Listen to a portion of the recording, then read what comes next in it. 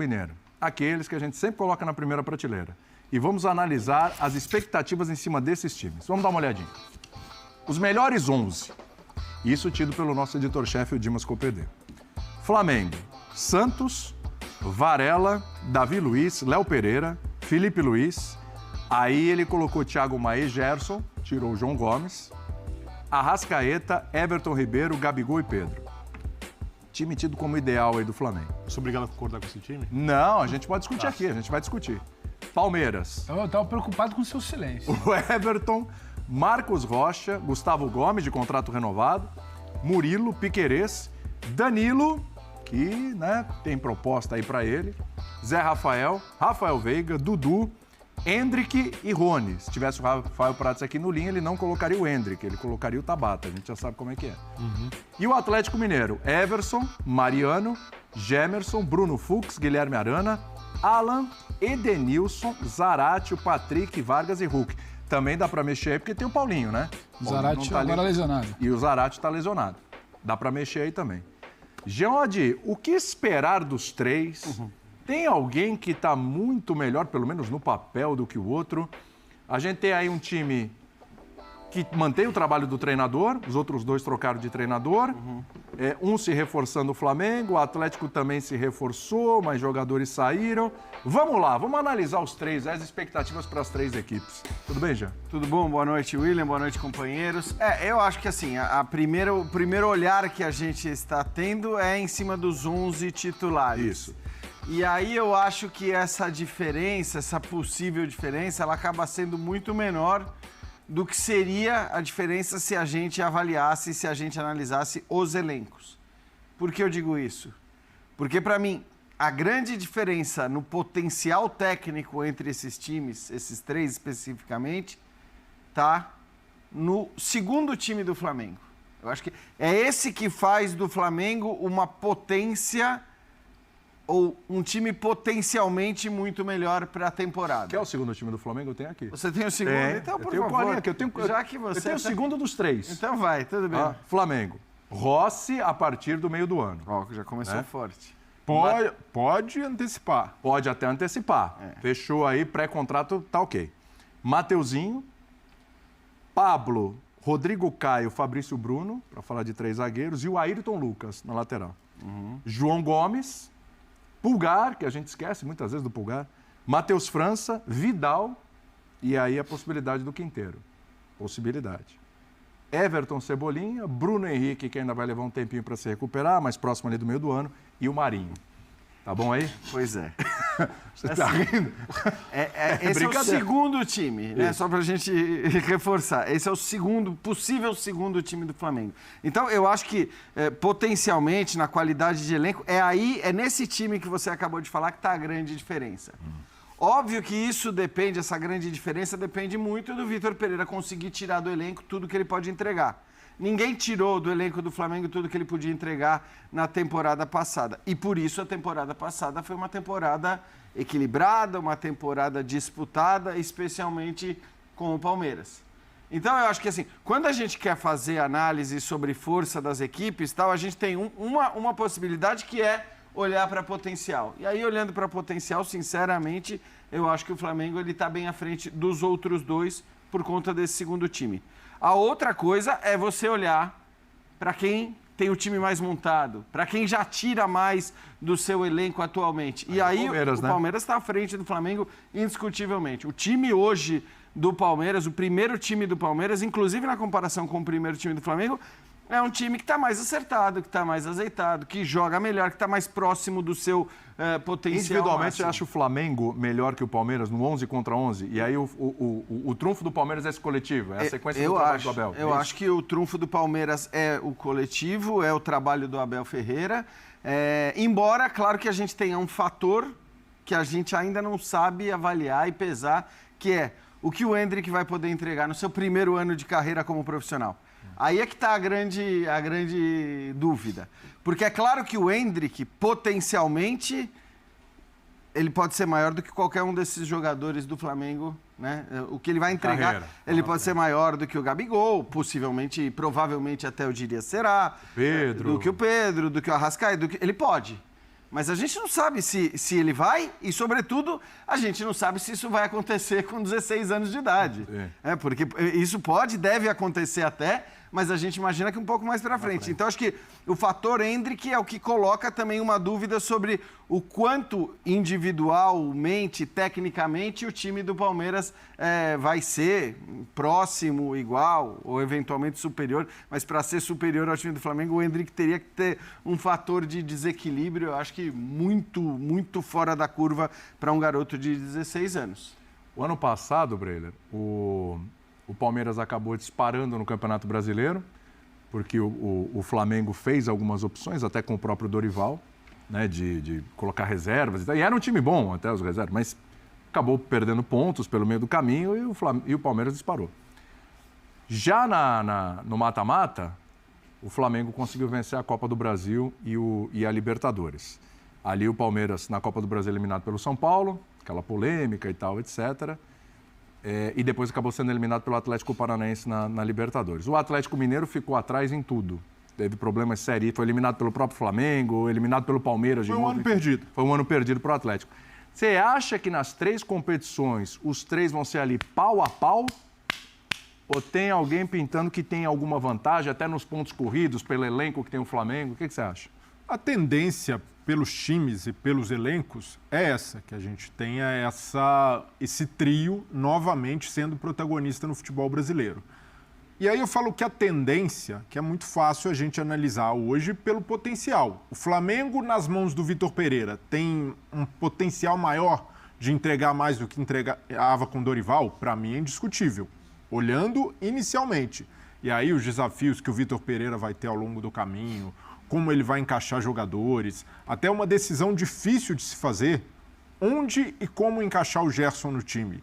Porque o João Gomes hoje dá muita liga com o Thiago Maia, tanto é que o Vidal não conseguiu ser titular. A gente até imaginava que o Vidal ia jogar tranquilo, pelo nome, a carreira que tem, não foi assim que aconteceu. Então já é um desafio ali de cara de montar esse time titular. Claro que um ótimo desafio, tendo fartura de opção para escolher.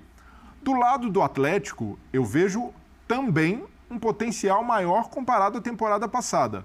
O Kudê é um técnico que já conhece o futebol brasileiro, deixou uma impressão muito positiva quando trabalhou no Internacional. Ao contrário do Turco Mohamed, tem uma pressão muito menor, porque chegou num cenário praticamente de terra arrasada, o Cuca, que seria o salvador da pátria, voltou e não deu certo. Então isso daí já dá uma arrefecida também nas expectativas do torcedor, no nível de cobrança. Então, para mim, isso já faz uma diferença para um clima, para um ambiente no começo de trabalho. E é um técnico muito competente que pode tirar o que esse time apresentou em 2021. Mas aí eu concordo muito com o Jean. O Palmeiras, por já ter o Abel, já ter esse conhecimento, uma base mantida, que tem acréscimo de um Endrick que pode explodir nessa temporada, que demonstrou também no ano passado já está pronto para esse tipo de desafio.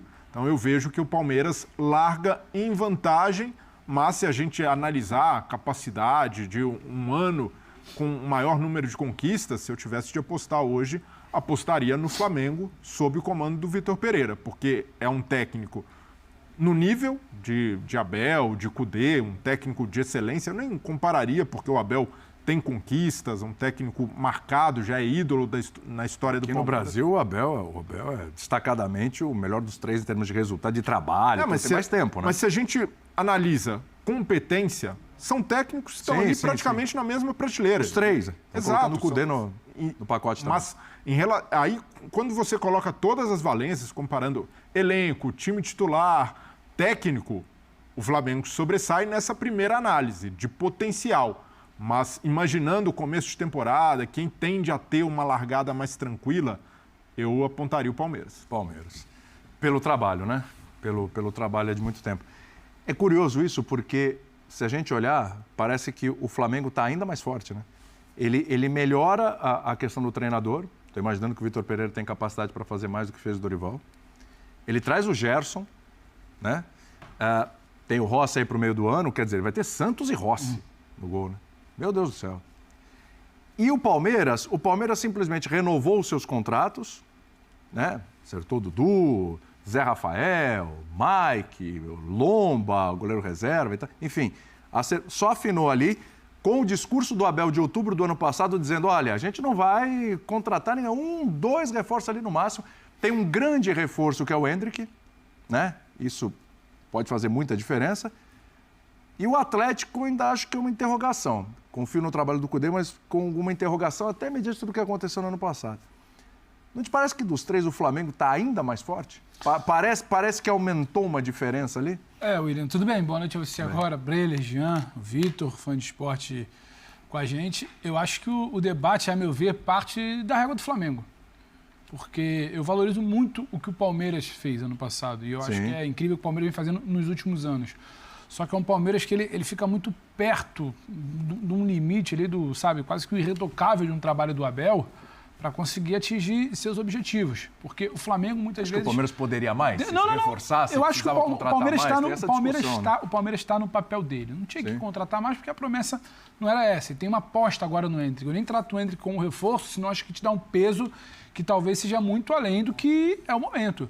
Eu acho que o mundo do futebol, o futebol brasileiro quer ver o Endrick desabrochar de fato, quer ver o Endrick protagonista. Acho que a gente carece um pouco de uma figura dessa para uma sucessão até de seleção brasileira. Você tem um protagonismo nesse menino. Mas eu não posso virar e falar, de repente, no final do primeiro semestre, o Palmeiras não decolou porque faltou o Endrick. Eu acho que é injusto até. Eu acho que tem um processo, em algum momento, tomara o quanto antes que desabroche. Agora, para mim, passa pelo Flamengo, porque é o time que precisou de 2 meses ano passado. Pouco mais de 2 meses. Um início de trabalho do Dorival, depois uma reta final de Libertadores e mata-mata de Copa do Brasil para ganhar 2 títulos enormes na temporada. Esse Flamengo, para mim, é a régua. Mais forte ainda o elenco, ainda mais forte, para mim, muito mais forte, com o retorno de Gerson, com contratações que faz, com manutenção. Vitor Pereira, eu acho que tem uma capacidade, sim, de atingir um nível mais alto que o Dorival. E quantos meses na temporada esse Flamengo vai ser forte? Quanto mais meses ele for forte, mais difícil para mim e para os outros. Tem elenco para ter essa durabilidade. Eu acho que a gente precisa olhar para 2022. O Flamengo foi um Flamengo de recorte mínimo ano passado para ganhar 2 títulos enormes. O que esse Flamengo de um recorte maior pode fazer numa temporada? A diferença é muito grande. E isso não tem a ver com diminuir o trabalho do Abel. O trabalho do Abel é ótimo. Quando você olha ali, o Jean deu uma risada, também deu uma risada. Quando você olha o segundo time do Flamengo, cara, é ingrato demais você bater de frente com isso. O que acontece é que às vezes o trabalho não encaixa, como foi no início do ano passado, a coisa desanda, troca de treinador, fica uma ansiedade, uma cobrança, e quem trabalha sério há muito tempo vai aproveitando ali. É um Palmeiras abrindo vantagem, é outro time tentando chegar, é gente que se animou para tentar chegar em algum momento numa Libertadores, o Galo derrapou. Mas então, assim, em condições normais, todo mundo bem, é um Flamengo muito acima para mim, muito acima. Só que esse todo mundo bem o tempo inteiro não existe, né? A gente apostava no Galo no início do ano passado, apostava no Flamengo, não sabia o que seria de um Palmeiras de novo com o Abel, e o Palmeiras foi. O Flamengo não foi, o Galo não foi. O Galo, para mim, é um ponto de interrogação. Apesar de gostar muito do Cudê, eu acho interessante as peças que chegam. Só que qual é o Galo? É o Galo do ano passado, é um Galo desarrumado, é um outro tipo de Galo, que para mim tem a característica completamente diferente pelas mãos do Cudê. É um Galo do ano retrasado, retoma, tem uma situação de estádio, de movimentação de torcida, um ano para ser especial. Então, tem uma série de aspectos aí que podem mudar o rumo do debate. Agora, largando do zero, todo mundo bem, o Flamengo, para mim, está muito à frente. Isso não quer dizer que vai ganhar tudo. Porque tem a adaptação de Vitor, como é que pode reagir ao Mundial, caso venha a vitória, caso não venha, ou como não vem um título. A gente sabe que tudo faz muito barulho, se cai na semifinal, se não joga bem, ou se joga bem contra um finalista, ou se ganha o Mundial, como é que tudo muda.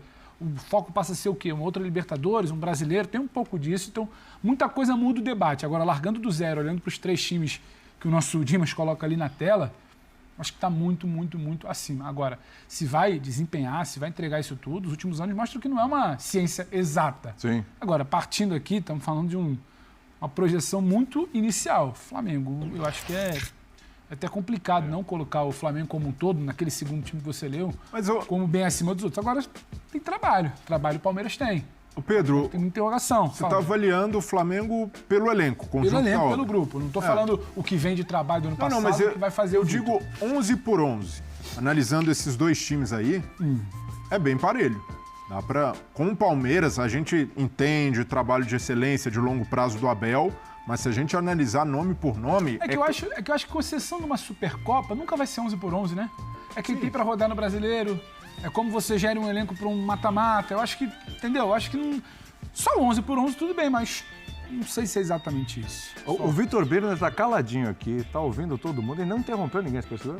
Não, mas ele ficou bravo aqui agora, gesticulou, viu? Gesticulou, né? Porque assim, Fez isso? Eu não percebi. Ele tá quietinho, ouvindo atentamente. Vamos ouvir Vitor Birner, né, nesse começo de linha de passe aqui. Dele me preocupa. Esse silêncio me preocupa também, hein? Tem alguém ali que você olha, analisa o elenco e fala, esse aqui tem o direito de sonhar um bocadinho mais alto aqui, quem sabe com uma tríplice coroa. Primeiro, boa noite ao senhor, ao Jean, ao Bre, ao Pedro Ivo Almeida, nosso agora novo rei das férias, né? Cargo antigamente ocupado por Jean Oddi. Boa noite aos fãs e às fãs do esporte. Já estamos aqui, Eu não gesticulei nada, ele já provocou. Assim, você olhou para mim, as pessoas estão falando, eu tenho que esperar. Você me chamar a palavra. Não, você tem o direito de interromper, até porque está desenvolvendo o raciocínio e eu não achei gancho para interrompê-lo como normalmente faço, para que a gente tenha um debate dinâmico e, digamos assim, mais capaz de chamar a atenção de quem nos assiste, né? Dito isso... Dito isso... linguagem hoje, nossa, né? você tá demais, né? Dito isso... Meu Deus do céu. Ficou procurando palavras Dito ali, isso, né? Vamos por partes. Pegar 11 jogadores e comparar com os das equipes é algo um pouco obsoleto. Obsoleto? Sim, porque você pode ainda fazer... chegou na canela do Dimas. Porque você pode... Dimas, você desculpa aí. Quantas vezes um time começa e termina com os mesmos 11 jogadores hoje em dia? Em nenhum Quantas momento. substituições você pode fazer? Pô, obsoleto. Então você olha pelo menos para 16 jogadores que o time Quer que eu passe para você, os Não elencos? precisa, eu tenho de cabeça. 16 16 jogadores. Hoje ele tá ácido. Viu? Você já leu? Escuro pro Birner. Não. Eu só li o do caneleira aí. Então faz o seguinte, já que você sabe de cabeça, manda o elenco aí do Galo. Não, presta atenção, eu vou falar sobre tá. Sabe, mas não Entendi, tanto. sabe falar mais sobre ou possibilidades. menos. Não, Sim, se senhor. Você quer que eu fale 10 minutos sozinho aqui, eu falo. Não. Vou vai trocar lá. de canal. Não. Olha, você vê? Tá rebelde hoje. São 16, sem contar com porque 16 chamaram de light jogadores na redação, sabe? 16 jogadores por time. Quando você olha os 16 jogadores, as possibilidades de usá-los, aí o Pedro tem razão. Não há termo de comparação entre as equipes. Não tem como comparar. Eu nem concordo, por exemplo, que esse time do Flamengo será o time principal. Acho que ele será usado algumas vezes.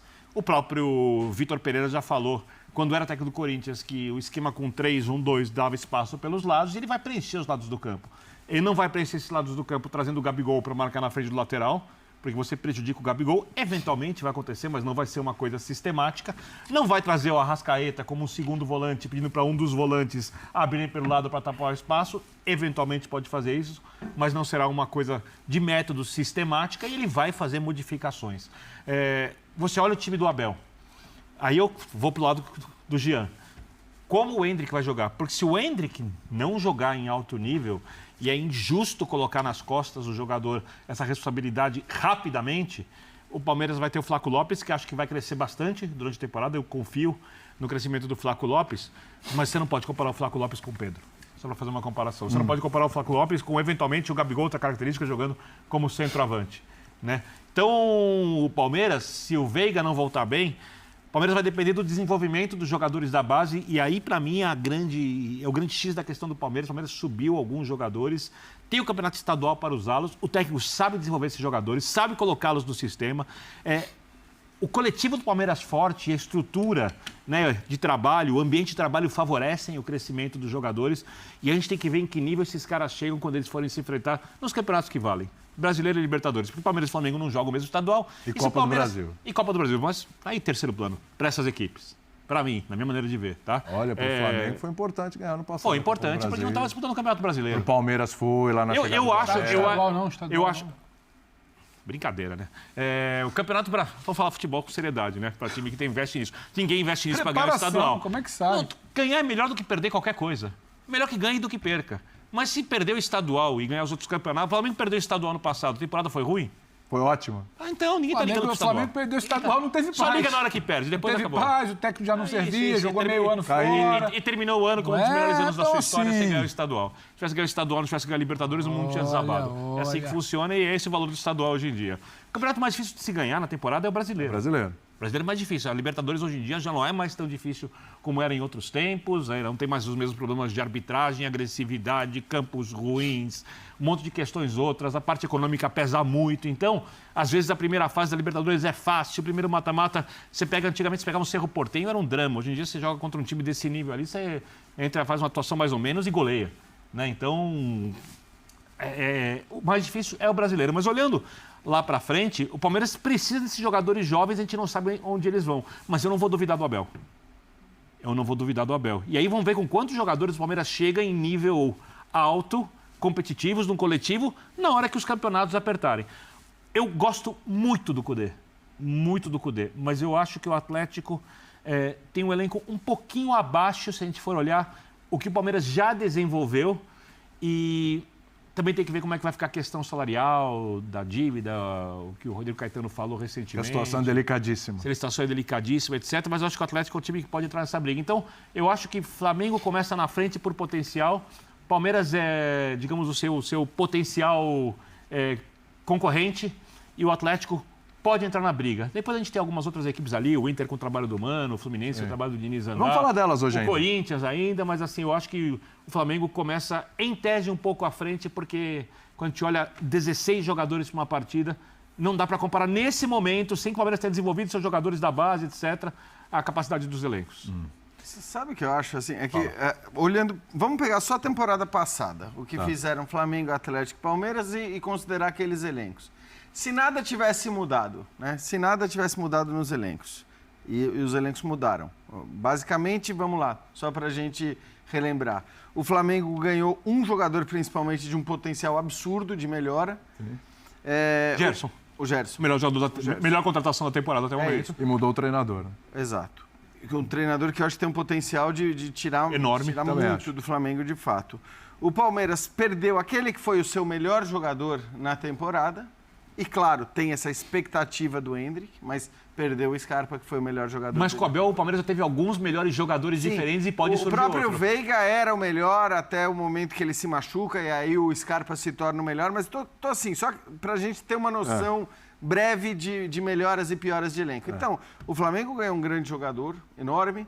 O Palmeiras perdeu o seu melhor jogador na última temporada. E eu acho que o Galo, com as mudanças, eu tô de acordo com o Birner, porque a gente mesmo colocava no começo da temporada passada como elencos, força de elencos, Flamengo, Atlético e Palmeiras. Verdade, Palmeiras. Eu acho que talvez não dê mais para dizer isso, que o Atlético é o segundo. Mas o Atlético está muito perto. A gente não pode basear a força de elenco nos resultados desses times. Por quê? E aí vem a segunda parte do que eu queria falar. O Palmeiras, sem dúvida dos três, foi o que esteve mais próximo do seu potencial máximo. Foi aquele de quem o técnico tirou, se não tudo, tirou muito. Em alguns momentos tirou tudo, eu acho. Eu acho que tirou tudo também, em alguns momentos. Então, no começo da temporada com o Chelsea tirou e tal, quase tudo. Se você considerar a temporada como um todo, sim, ele tirou praticamente no máximo do que podia nesse elenco. Você tem um Flamengo, e isso é uma loucura, mas um Flamengo que tem muito ainda a crescer. Aí você vai falar, pô, mas o Flamengo ganhou a Libertadores, o Flamengo ganhou a Copa do Brasil, e você diz que ainda o potencial daquele elenco... Isso resume. O Palmeiras teve que fazer tudo, ganhou o campeonato mais difícil. Ganhou o campeonato mais difícil. O Flamengo em 2 meses. Jair, nessa aí não dá nem para torcedor falar, você está falando... A diretoria do Flamengo pensa assim. É claro. Senão não teria trocado os técnicos. As finais do Flamengo foram um exemplo de como o Flamengo ainda poderia crescer. E só para deixar claro, o mais difícil não é o maior. É mais importante ganhar a Libertadores do que ganhar o Campeonato Brasileiro. Claro. Só que o brasileiro é mais difícil.